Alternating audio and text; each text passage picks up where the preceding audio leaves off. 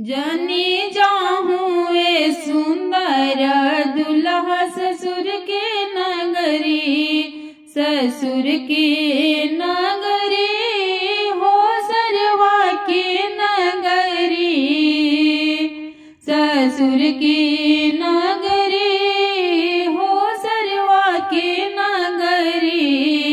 जनी जाहूँ वे सुंदर दुल्हा ससुर के नगरी, जनी जाऊँ वे सुंदर दुल्हा ससुर के नगरी।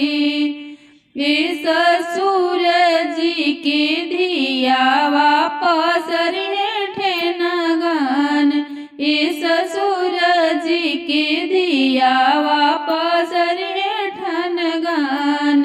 देहूँ देहूँ ए सुंदर दुल्हा लाख रुपया, देहूँ देहूँ ए सुंदर दुल्हा रुपया निगवा।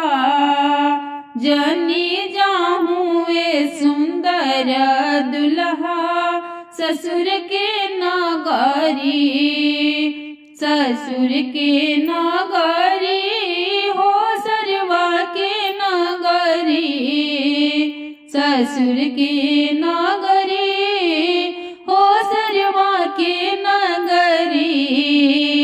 इस ससुर जी के धियावा मांगी है निगवा, इस ससुर जी के धियावा मांगी है निगवा।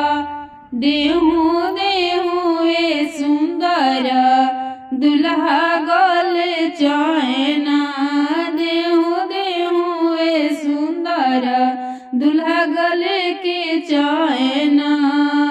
जनी जाहूँ ए सुंदर दुल्हा ससुर के नगरी, ससुर के नगरी हो सरवा के नगरी, ससुर के नगरी हो सरवा के नगरी।